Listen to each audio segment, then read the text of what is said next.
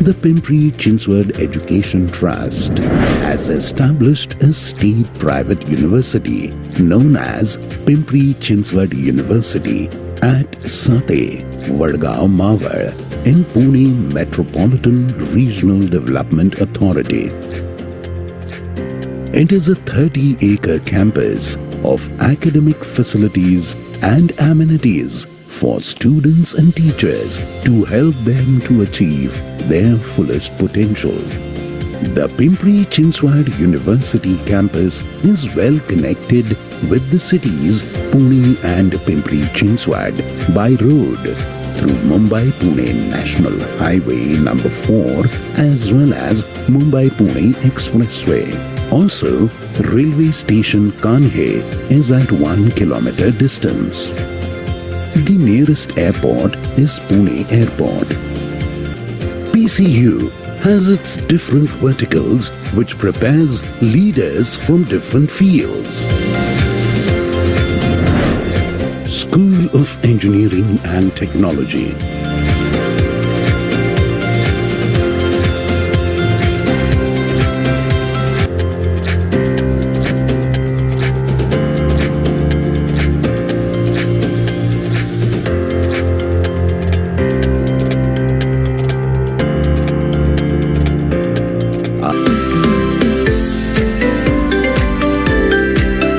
School of Design.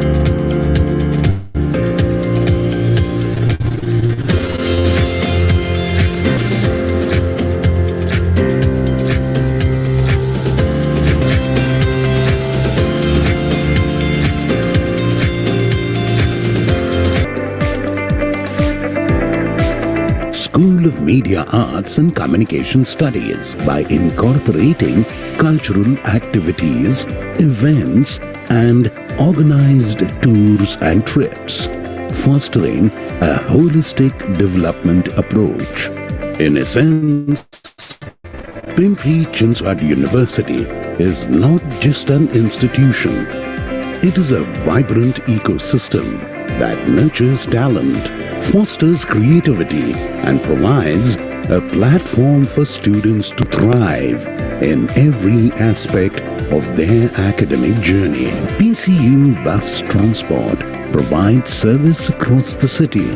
Pimpri-Chinchwad University, transformative education that empowers success in a rapidly evolving world. The Pimpri-Chinchwad Education Trust has established a... Okay, thanks. Let me introduce Dr. Vijay Katkar, sir. He is the data scientist and researcher. He is having more than 16 years of experience. He is the lead and contribute to innovative projects which are intended at advanced fields in machine learning and AI, for which he conducts cutting-edge research. His responsibilities extend beyond research as he also devoted to the development of next generation of talent. As a result, he actively guides and mentors students and research scholars, providing them with valuable insights and expertise to help them excel in the dynamic landscape of ML and AI. His research area includes machine learning, deep learning, computer vision, artificial intelligence, automation of data analytics, and reporting. His research publications are like papers are there, among which Scopus index papers are 31, HCI papers are 14, other publications are 13, and we are having he's having citations more than 36 with H index 14, I index 22, and he's having six best paper recognitions. So we are having such immense personality among us who will deliver this webinar. So I welcome Dr. Vijay Katkar, sir. Sir, over to you.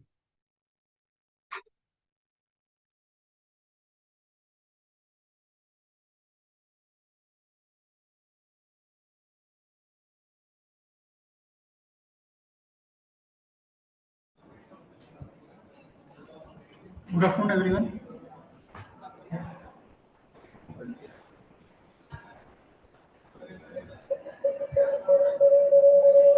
Okay, good afternoon, everyone. Today we will be discussing about first steps toward data science, that is applied statistics.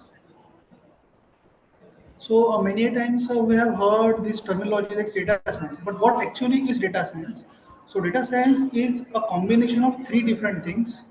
It's a combination of basic computer science along with advanced computer science technologies, along with maths, and to be more precise, statistics in a maths and domain expertise. If we don't have a knowledge in which we want to apply data science, so if you don't have a knowledge of that domain, we cannot apply data science.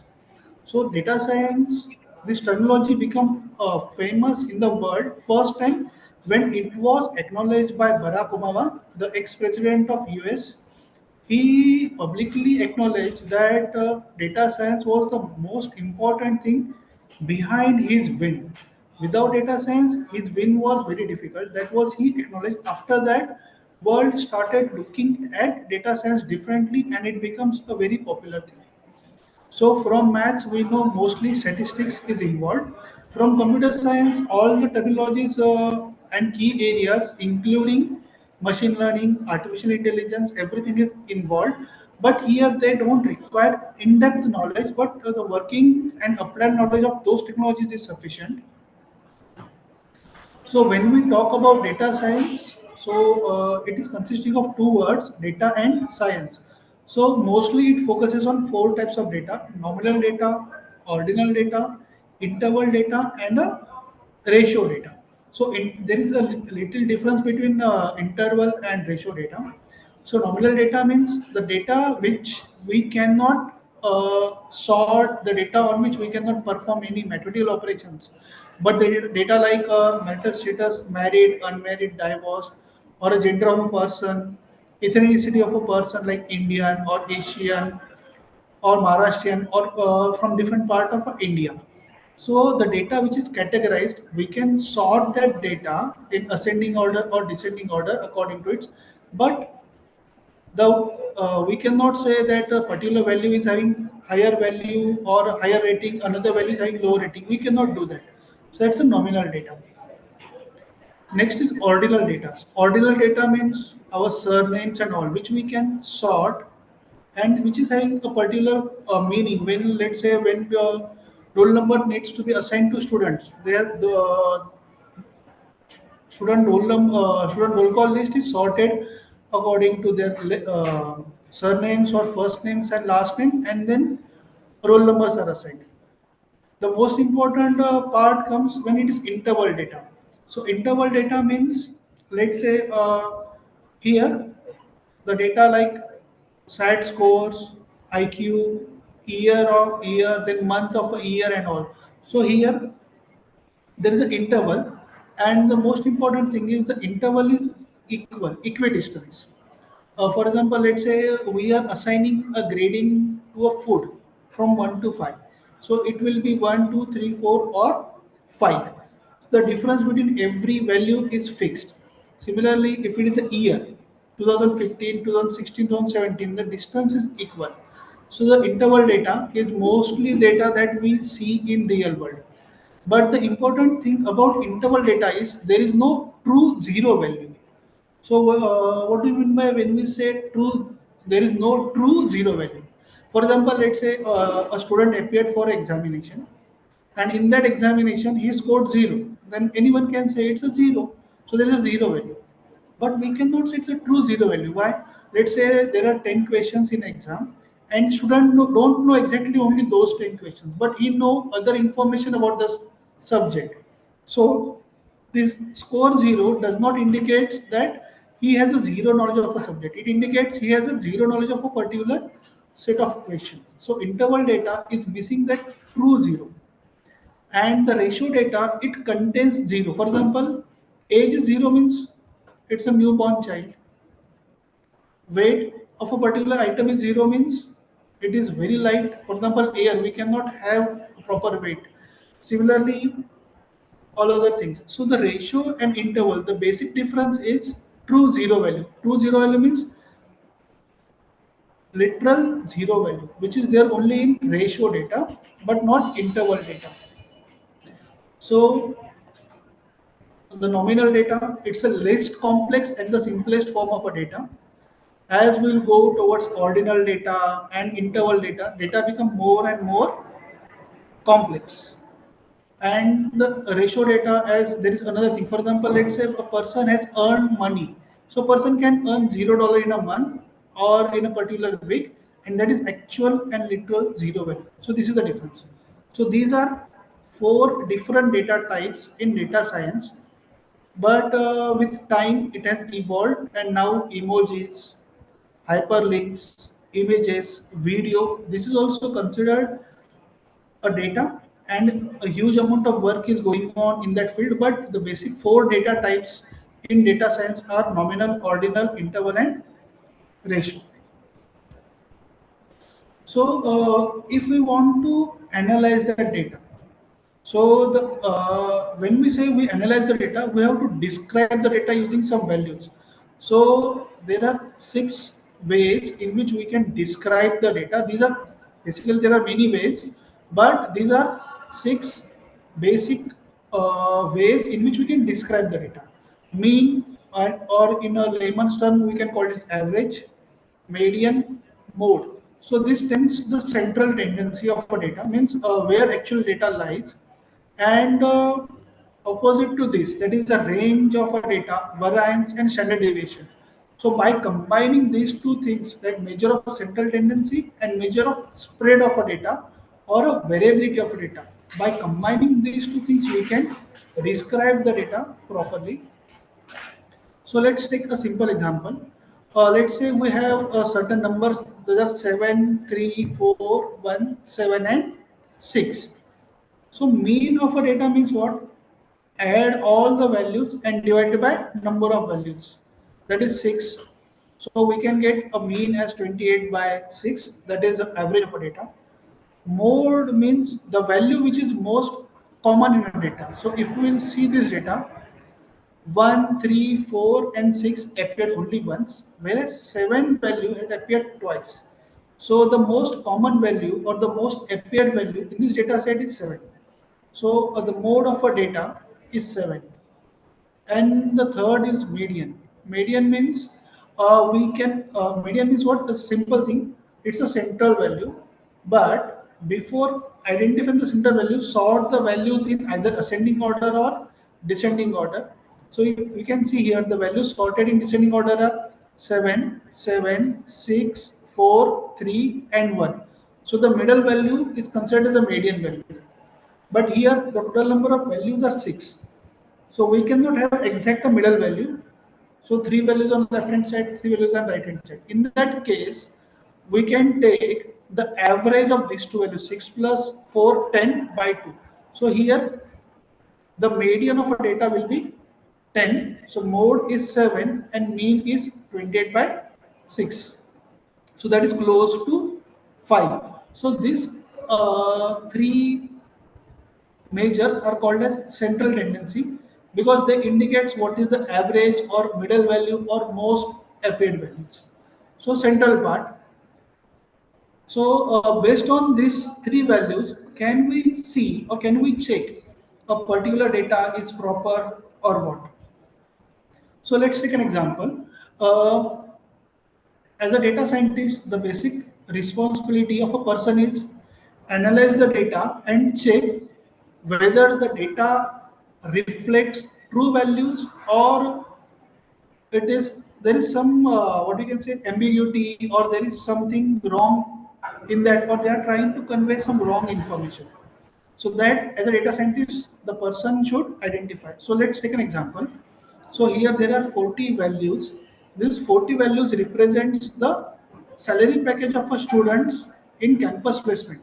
So the college is claiming that 40 students of a computer department they have placed in a particular company in different companies, and these are different their salary packages. So they are claiming that the average salary package for a student in our computer department is 6 lakh.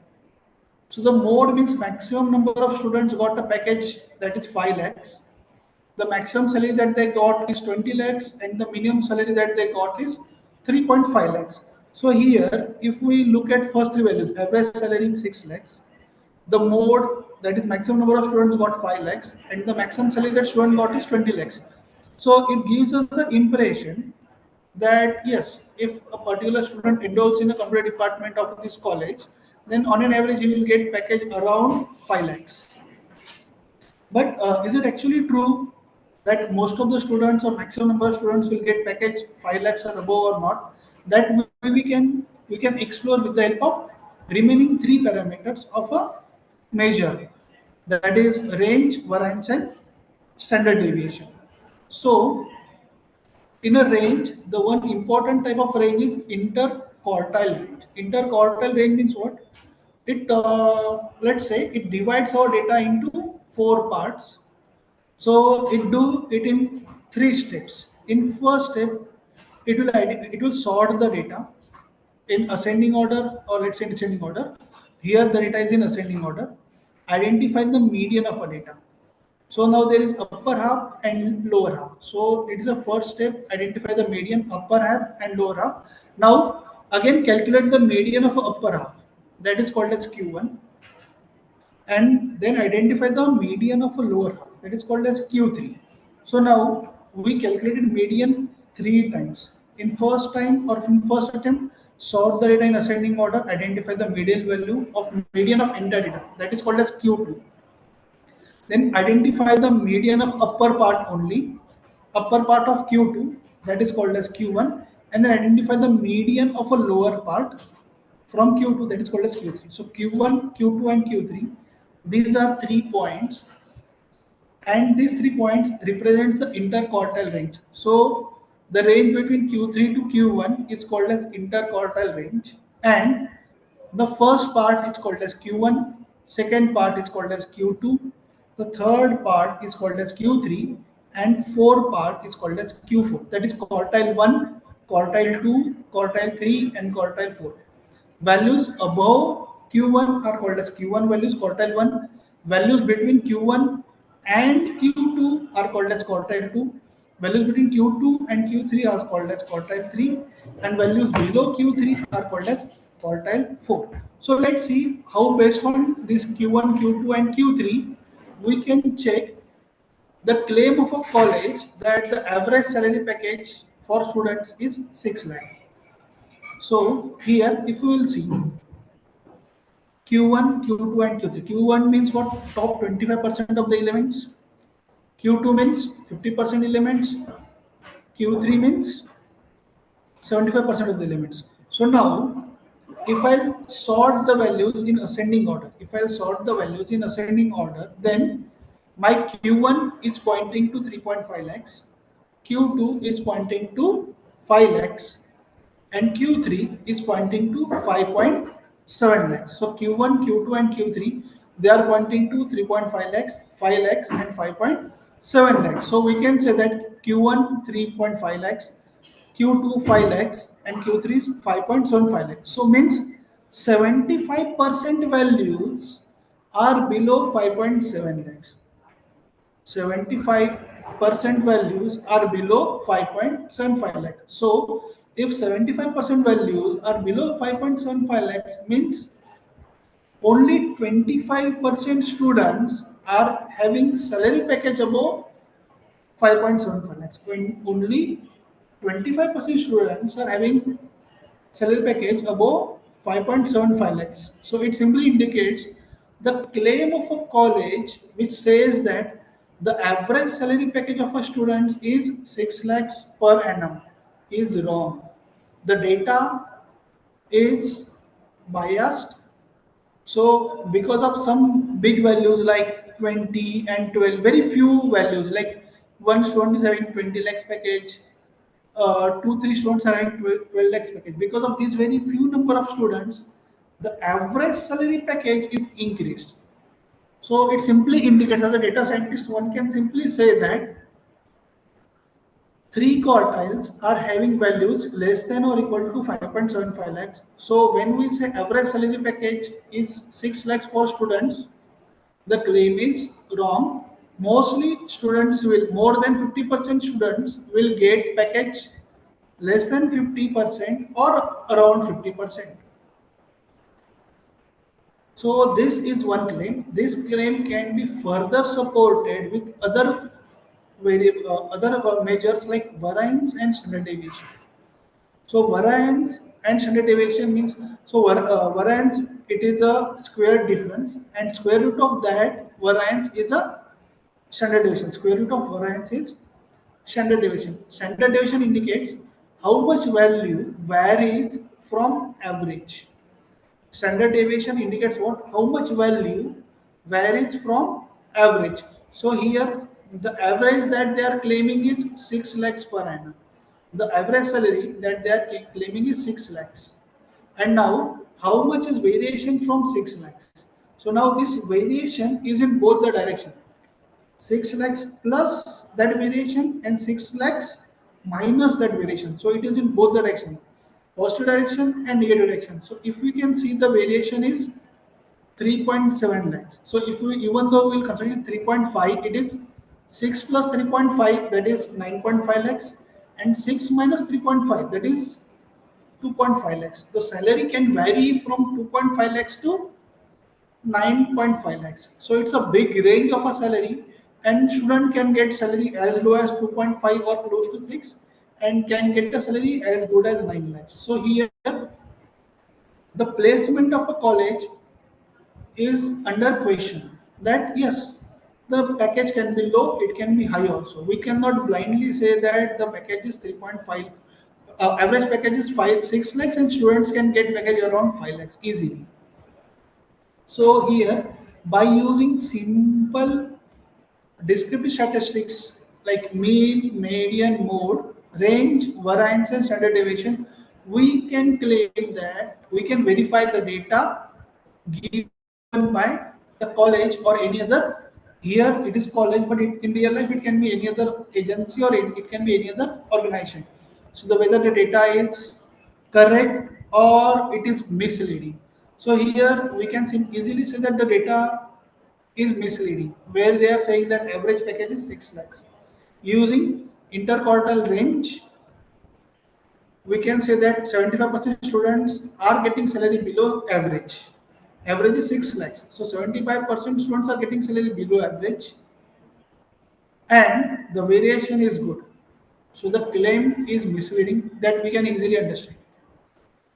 Similarly, graphical data gives a very good understanding of a data, what data represents and all. So here we are seeing the very basic graphical representation that is called as histogram, and it is one of the most widely used graphical representation, basic as well as widely used. Why? Because this representation is easy to understand, easy to interpret, and easy to prepare also. So here we can say that, you can see that 16 students are having package between 3.5 to 4.5 lakhs. 14 students are having package between 4.5 to 5.5 lakhs. So out of 40, 30 students, out of 40, 30 students are having package between 3.5 to 5.5 lakhs, which is less than average. That is 6 lakhs. Only one student is having package around 20 lakhs. Four students are having package around 12 lakhs. So these four plus one 5 and plus one 6.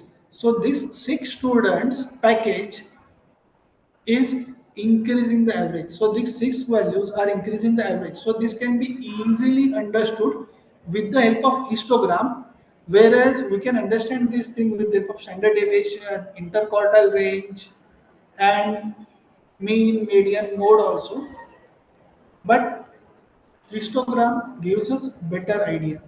So measure of central tendency and variance is important. It gives good idea, but histogram is even better and even simpler. So because of this, data visualization is more important and one of the extremely focused area in data science. So where data is visualized in such a way that the user of a data or a viewer of a data can read the data and interpret and understand it in a fraction of a time. Let's say within a minute, he should be able to understand these things. and for that user don't need to have a good understanding of a maths also. So the another way of representing data is box plot data. So here the data is in blue box represents the common data, that is packages between 3.5 to 5.75 lakhs, and these values beyond this line 7 are called as outliers, and outliers are shown in box plot data, whereas in histogram we can see the values which are different, but we cannot easily say which are these are outliers. If we see here, these are outliers representing using dots. So what is outliers? So the values which are quite different or very far from mean of a data or median of a data are called as outlier values and are represented using box plot data with the help of points and can be easily represented. So if we will represent or display histogram and box plot next to each other, a one can easily identify what is there in a data, as well as can easily identify which are the outliers in a data. So when we say data distribution, so histogram and box plot, it easily shows us that whether the data is outlier, data is skewed or not. But how to represent the data properly or how to check the data properly? So for that there are different distributions like normal distribution, also called as Gaussian distribution, Poisson distribution, and other distributions. So the important thing is which distribution we should use, normal or Poisson or binomial distribution. That depends on what kind of data we are having. That what kind of data we are having. So if our data is continuous data, if our data is continuous data, then we can use normal distribution or Gaussian distribution. For example, take an example. Let's say height of a male students or female students or height of any person. So here, if we look at the data is continuous because height can be 70, let's say 50 inch, 50.2 inch, 65 inch, 65.1 inch, 65.2 inch, and so on. So data is continuous. To represent or to visualize a continuous data, we use normal distribution. So in normal distribution, again, values are continuous. So values are continuous means we can perform material operations like mean, median, mode, and all. So in normal distribution, we can observe that maximum number of values are around, or most of the values are around mean of a data, around mean of a data. So here the maximum number of values. So for example, in India, we can say that the average or height of a person is 70 inch, so which is close to uh, 5.75 inch something. Sorry, 5.75 feet, or let's say in between 5.5 and 6 feet. So maximum number of people are having height in between 5.5 and 6 feet. So it says that this is the mean height, and 68% of people are having height between 66 inch and 74 inch. So from where 66 number came, the standard deviation of a data is 4 inch. So 70 minus 4 and 70 plus 4. So it says that 68% of the people in India are having height in between 66 and 74 inch. And again, if we'll go, then mean minus 2 times standard deviation and mean plus 2 times standard deviation, that is a 70 minus 8 and 70 plus 8, that is 95% people are having height between 62 inch and 78 inch. So using normal distribution we can have a general guess about the population or general guess about people or a data. So we know that on an average height will be 66 inch, between 66 inch and 74 inch. So such kind of data can give us a useful information. So where this information can be useful? So this information can be useful let's say a particular company, car company, is manufacturing a car, and they want to look what okay in India what should be the leg space between seats. In Russia, what should be the leg space between seats? In Nepal, what should be the leg space between the seats? So Russian people, their average height is more, so the leg space should be more. In Nepal, the average height compared to Russia is less, so leg space can be less. The car size can be compact, and so on. So this information can be used over there.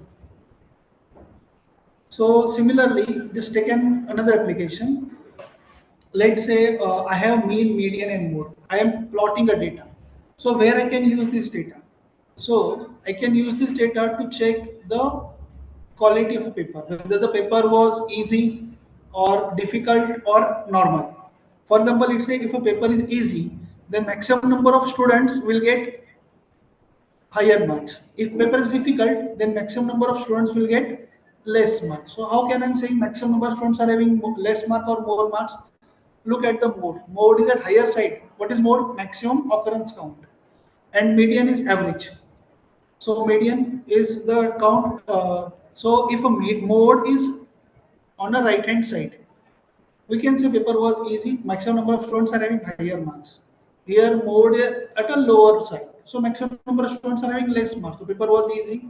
And here we can see the mean, median, and mode are at the center. Means average students can get average marks, good students can get good marks, and the students which are weak can get less marks. So we know most of the students are average students, so maximum number of marks are in between. There are few bright students and there are few weak students. So there are few students which are having less marks, there are few students which are having higher marks. So using such kind of plotting, we can get a good insight like a quality of a question paper. Similarly, we can calculate, the car company can decide what should be the leg space in between two seats, and so on. So by simply visualizing the data, companies can get this kind of insight. And you can see one can easily look at the data and can get this insight, so it's easy to understand. That's why data visualization is important thing in data science. So then, which is the next thing in data science that is important? That is hypothesis testing. Hypothesis testing means what?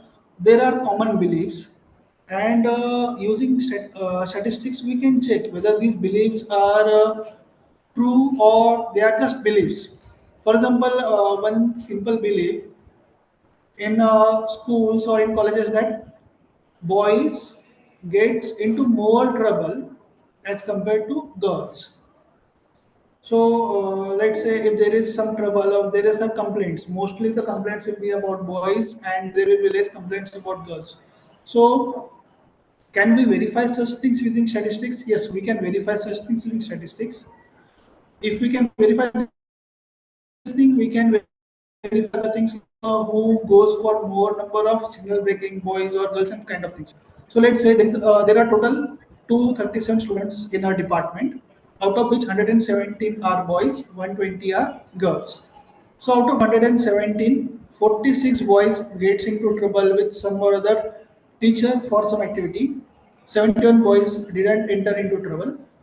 37 girls got into trouble out of 120, whereas 83 girls never entered into trouble. So there are 83 students who are in some or other kind of trouble. So if we by simply looking at data, a common or 11% will say yes, boys normally get into trouble, but girls not. But is it always true? These are numbers and they are not so far. So we can have some hypothesis kind of testing. So null hypothesis and alternative hypothesis. Null hypothesis means what? We are making some prediction. So let's say here there are two variables and they are independent. So the null hypothesis says that there are two variables and they are independent. So in this particular case, the likelihood of getting into trouble is same for boys and girls. That is our null hypothesis. Null hypothesis says that there are two independent variables. So which are these two independent variables? One variable is gender, having value boys or girl. Another variable is trouble, that into trouble or not into trouble. So we are saying null hypothesis says that these two variables are independent, means whether the value boy or girl is not having any relation with getting into trouble. So that is null hypothesis. And alternative hypothesis means what? These two variables are related. Variables are related means what? The value of a gender, that is boy or girl, is having some relation with another value that is getting into trouble or not getting into trouble. So null hypothesis says whether it's a boy or girl, it doesn't matter. Whether they are, it doesn't matter their gender for getting into trouble. And alternative says yes, gender has some impact. So how to calculate it? So there is a simple formula for calculating it using the chi-square value, that is observed value minus expected value the whole square divided by expected value. And we are supposed to do this calculation for all values in our table. So in our table there are four values and we are supposed to do this calculation for all four values. So how to calculate the expected value here? So to calculate the expected value, let's say I want to calculate the expected value. However, total number, it is row total into column total divided by summation of a table. Row total into column total divided by summation of a table. So if I want to calculate, let's say boys and no trouble expected value. So here we have written the calculated expected value in bracket and this is the actual value. So if I want to calculate this expected value, how it is calculated? So this is first row and second column. So what is the total for first row? It is 170. What is the total for first column? 154. So 117 into 154 divided by total of a table is 237. So 117 into 154 divided by 237 and the value that we get is 76.02. So now let's say I want to check the expected value for this 84, 83. How it is calculated? This is second row and second column. So second row total is 120, second column total is 154. So 120 into 154 divided by 237. So the value is 77.94. So similarly, we calculate the actual value and expected value for all the table. After that, we simply calculate the chi-square. So here it is 46 minus 44.97 the whole square plus 71 minus 76.02 the whole square and so on, and we are dividing that value by expected value. So now the chi-square value is 1.87. So using chi-square value and degree of freedom, that is number of row minus 1 into number of columns minus 1. So using these two value, we can refer in a table that whether our chi-square testing is proper or not. So we are now not going into details of that table, but by after looking into that table, it simply says that we cannot reject the null hypothesis. See here, we can say that using this chi-square test, either we can reject the hypothesis or we cannot reject the hypothesis. What is our hypothesis? That likelihood of getting into trouble is same for boys and girls. This is our null hypothesis. So it says that we cannot reject it. Means the likelihood for boys and girls is same. We cannot reject. So when we say same, it is not crisp same. It can be close to, it can be 50-50 or it can be 47%, 53%. It is close. It is not too much different. So such kind of hypothesis we can test using statistics. Then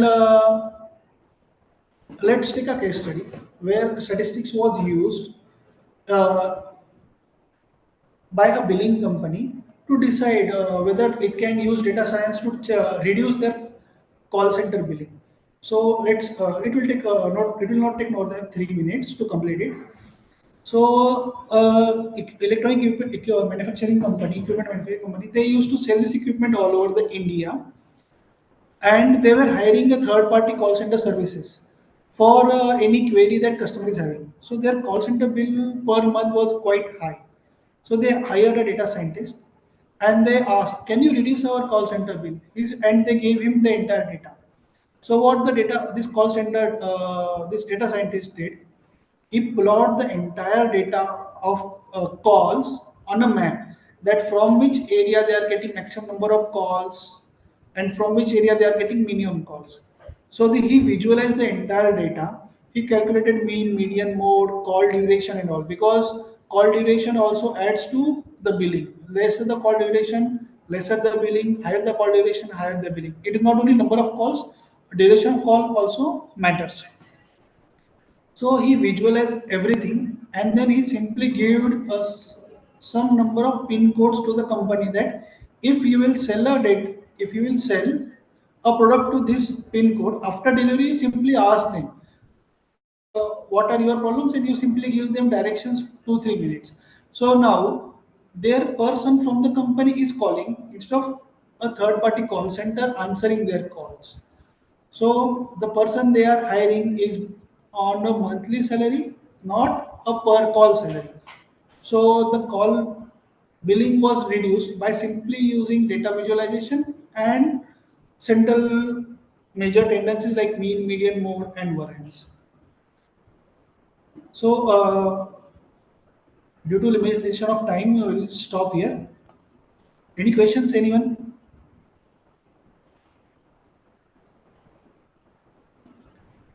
If you are If you having are any having any questions, questions, please please unmute your unmute your mic mic and and you you can can ask ask your your questions. questions, And or you you can can post post your your questions questions in in the the chat. chat box.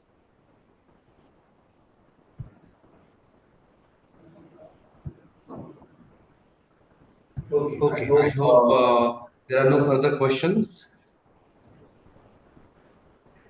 Thank you, Dr. Vijay sir, for giving such a wonderful session. So definitely the participants, specifically like students, will be able to know what are the different problem-solving strategies in using this data science. They might have gone through the data literacy, innovation, and what kind of decision making will be there. Plus, this session will also help them for the career opportunities in the data science. I would also like to thank Dr. Manimala Puri, Vice Chancellor, Dr. Sudeep Thepade, Pro Vice Chancellor, Dr. Vijay Patil, Head Computer Science and Engineering Department, Ms. Sharon Gaikwad, and all the team members, as well as last but not least, all the participants who have joined this session. Thank you.